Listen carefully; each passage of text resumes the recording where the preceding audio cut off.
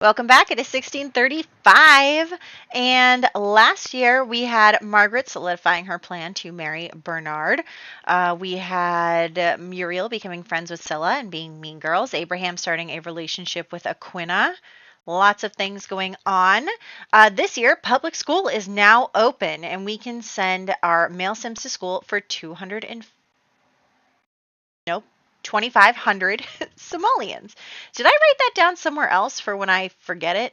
I should probably be doing a better job at this. High school 2,500. Anyway, so obviously Abraham will be going. I actually don't know how to get him back into high school. Somehow.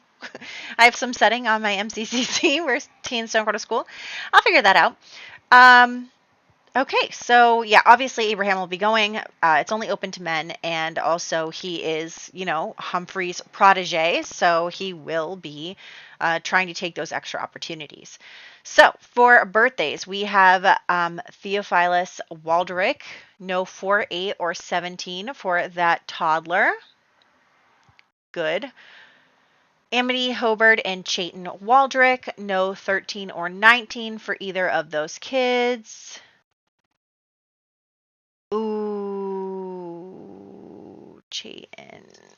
Isn't that, yeah. Oh no, he's only got one kid left, Bertram. Okay. Then we have a few adults, part one. No 2, 6, 11, or 15 for Christina, Peter, and Demita. I already forget the numbers. I should write this down so that I can not have to keep switching tabs. Okay, 2, 6, 11, or 15. We have Christina, Peter, and Demita. Christina, Peter. Ooh, we're doing okay here. Demita. All right, everyone survived. And then we have to roll for Peter Hobart. How many more years is he going to live? Wow, I'm doing great today. 1, 2, 3, 4, 5. Peter Hobart will be dying. And then this year we are losing Miles Hobart the second. So that is that on that for the townies. We have one birthday. That is Nyla Metacomet becoming a child. Yeah, I think that's everything. We have one couple having babies. We're getting close to Margaret's birthday. Oh my gosh, what am I going to do if Margaret dies? Okay, everything's fine.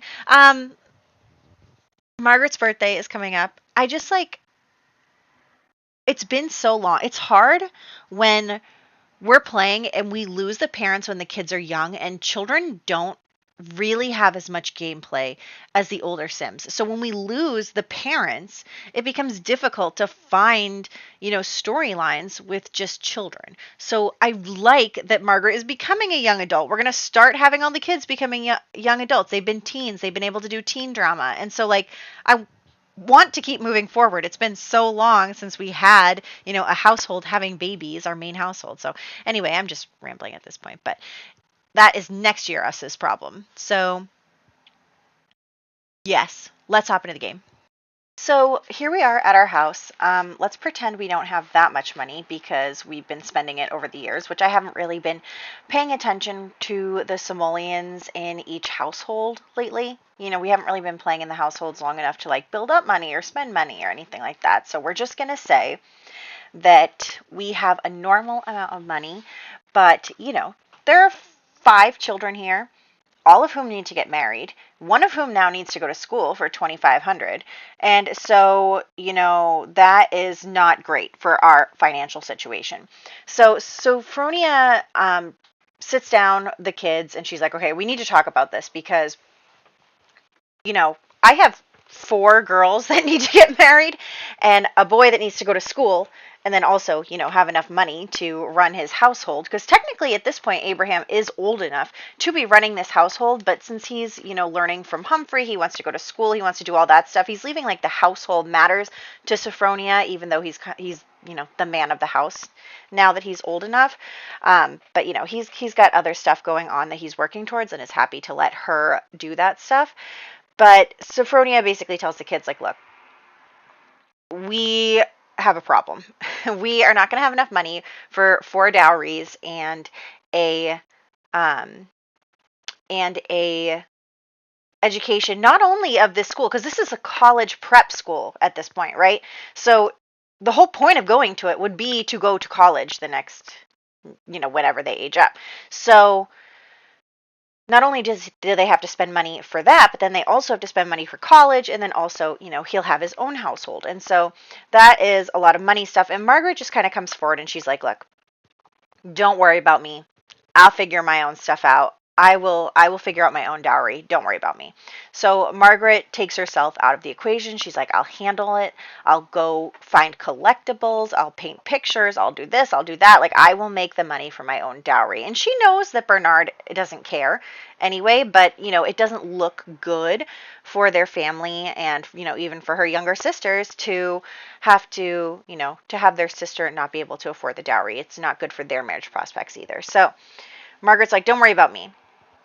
And then, they do then talk about Abraham and going to school and stuff and his aspirations because, Sophronia wants him to be able to go to school, especially like this is a great opportunity for you to start school and start, learning about stuff and really solidify the fact that he wants to be the captain of the guard one day. He wants to be captain of guard. So if he has this leg up by getting this education, going to college, I'm sure Humphrey is also facilitating his education. Like, it's something that he wants, right? It's something he wants. It's something he feels strongly about. And it's something that he,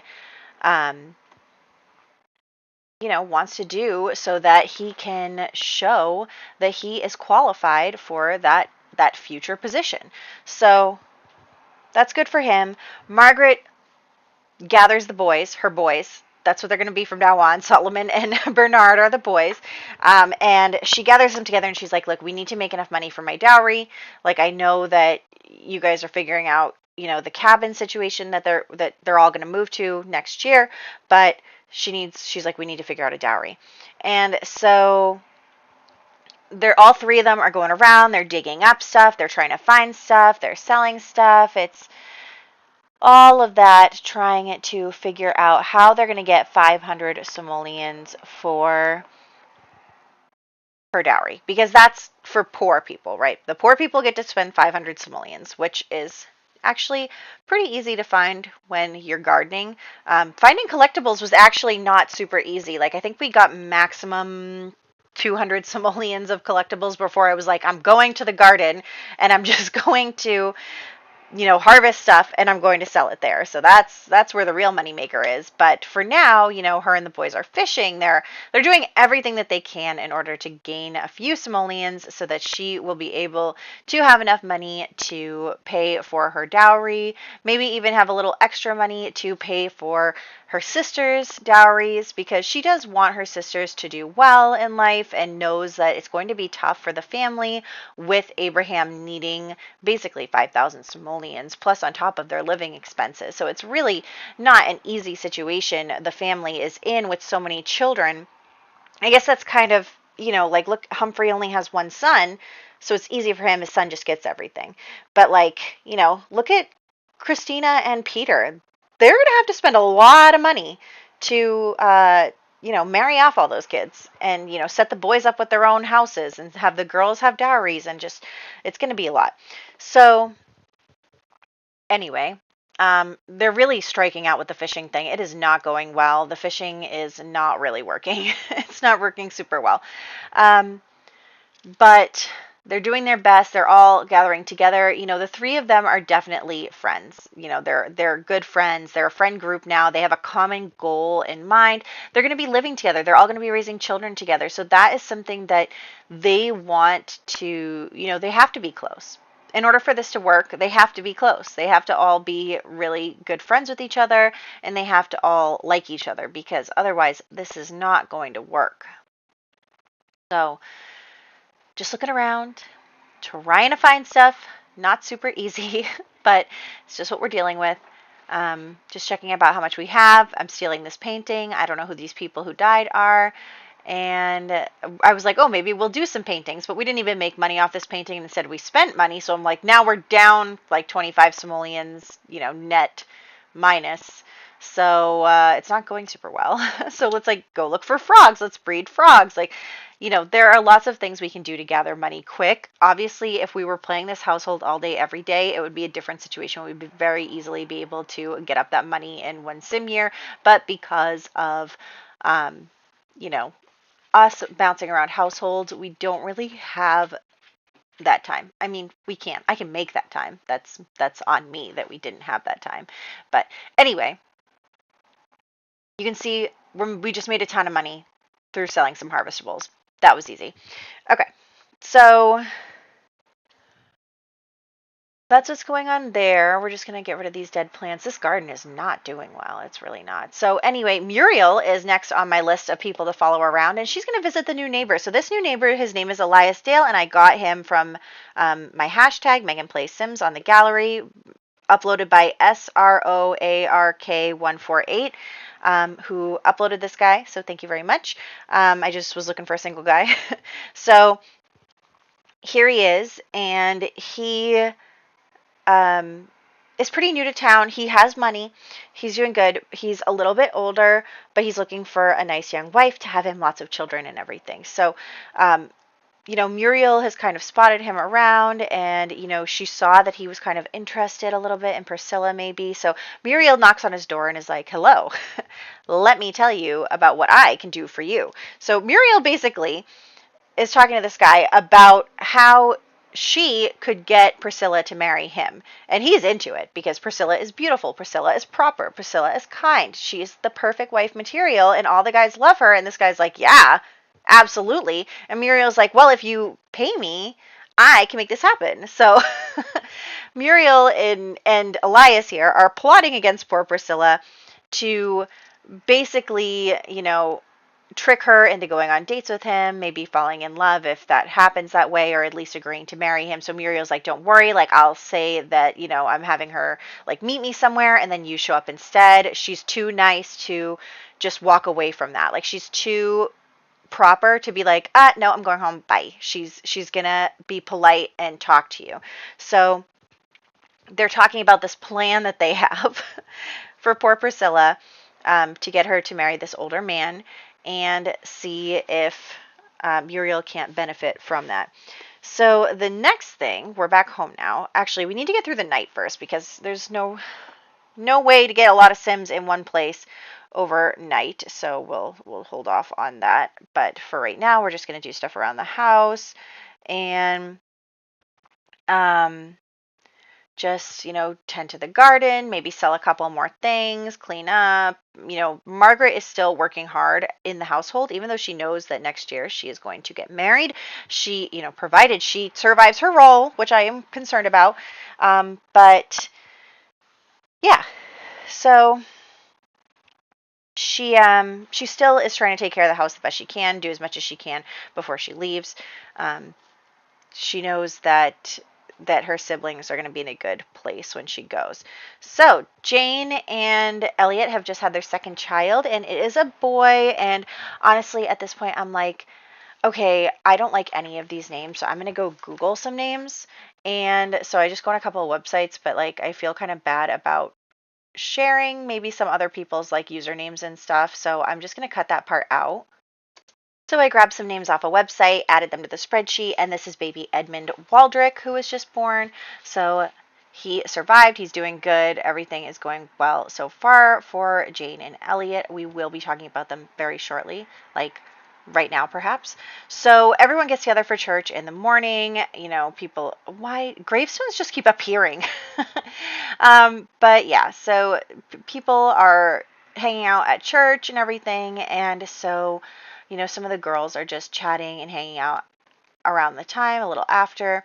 And Jane has a new piece of jewelry. She has a nice new necklace. And so, the girls are kind of fussing over her a little bit. We have Christina, we have Muriel, even Priscilla, like, oh, like, that's so lovely. And she's like, yeah, my husband got it for me. She's being all sweet about it. Like, my husband got me this. I'm so excited. Like, he's so sweet.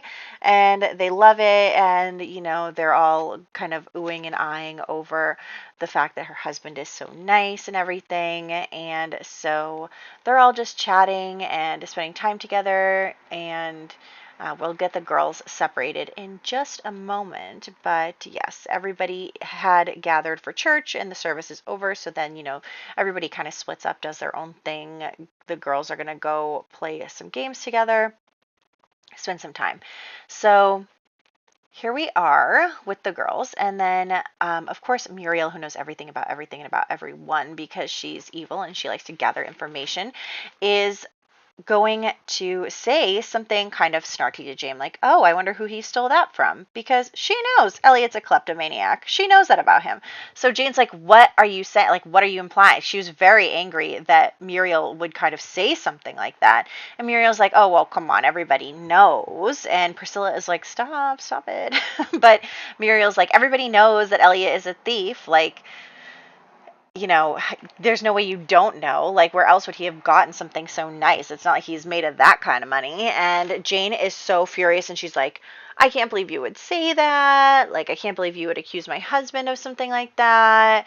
And Mira's like, I'm just telling you the truth so that you don't embarrass yourself or whoever that really belongs to doesn't see you wearing it. And everyone's always attacked by bees everywhere. So Jane is like, starting to like doubt herself a little bit because she's like looking around at the other girls for reassurance and they're just kind of like not really looking at her like, oh, like, well, it's kind of true. So Jane is like, I gotta go home and talk to my husband. She's like, I gotta go. Like she storms away. She's like, I gotta confront this guy right now. So she heads over back to her house where Elliot is not waiting, but we'll get him over there. So the two of them coming over to the couch here, and Jane kind of storms in, and Elliot's like, I don't know what's happening. But she's like, did you steal this? Where did you get it from? And Elliot's like, no, like, of course not. Like, that would never happen. And then she's like, everybody's saying that you're a thief, like, blah, blah, blah. And Elliot, he caves. He finally caves because she's not smelling what he's stepping in, So he's like, okay, well, fine, maybe it wasn't mine, but like, finders keepers. And she's like, what do you mean? Like, tell me what happened. And so he says that Demita, who, as we know, is the captain of the guard's wife, had like dropped it somehow, like the clasp broke or something, and Elliot picked it up and he fixed it and he gave it to his wife. And she's like, what do you mean you did that? Like, you can't just do that. And he's like, well, but we have these nice sons now. Like, we're having such a good time. Like, you deserve something. And she's like, no, you can't just do that. Like, is it true? Are you a thief? Like, did you deceive me all this time? He's like, no, you don't understand. Like, it was just a lapse of judgment. He's charming her back into his good graces. He's like, please, you have to understand. Like, I would never do anything that would embarrass you. Like, I'm so sorry. Because he loves her. Like, he loves her lots. And they love each other. And so she's kind of like, okay, but that doesn't mean we don't have to give it back and face the consequences. So we'll pick back up with that next year. But for right now, the last thing we're going to do for this year in the story wise is we are going to have Humphrey and Bernard talk to each other. So as you know, last time Humphrey was kind of not into the fact that Bernard wanted to marry Margaret. He was like, you could do better, blah, blah, blah. Like, why would you want to like move away? Like, why wouldn't you want to stay here in like the town center? And, we have influence, our family has influence and all of this stuff. And so Bernard is just like, no, you don't understand. Like, I want to marry her. I will marry her. There is no question about it. There's not going to be any talking about it. Like, this is what's going to happen. And he's very upfront with Humphrey about this. And, I think that Humphrey did kind of have an inkling that maybe Bernard and Solomon might have had something. I mean, they were best friends. Everybody knew they were best friends. And the fact that he wants to kind of hide away and everything is a little suspicious to Humphrey. But the fact that Bernard is going so hard for this marriage to Margaret and he like really, really wants to be with her and he's fighting back against against his brother for it, kind of reassures Humphrey. He's like, well, he must love her if he's going to these lengths to marry her. Like he's definitely being convinced by Bernard's passion about it. And I do think that Bernard, Solomon, and Margaret all do love each other as friends. Obviously not with Margaret in a romantic sense, but I think that they do, and I think that Bernard really does see this as his opportunity to live his life on his terms, and because of that, like, he is passionate about it. He does care about it. He will not give up on it because this is his one chance. He's not going to find someone who is willing to, marry a gay man and let him be gay. So anyway, we're on to birthdays now. Just trying to age up some kids, even though I forgot that they can't go down ladders while they're being carried, and that's the problem here. And I was like, why aren't you doing the thing? But anyway, we do have Theophilus Waldrick becoming a toddler, Amity Hobart becoming a child, Chayton Waldrick passing away, Miles Hobart II passing away, Nyla Metacomet becoming a child, Edmund Waldrick becoming an infant, and Elias Dale just entering our society as a new member of our community. Also, I can't get this makeup off this kid, and I don't know what to do about it. Anyway, so that is that. That is 1635. Next year we do have Margaret's birthday, so I'm really excited about that. I really need her to survive and get married because I've just been waiting for us to move to this new house and start a new generation and like get going on this. I don't want to wait for Abigail. So let's do this, and I hope you guys are excited for that, and I will catch you in the next one.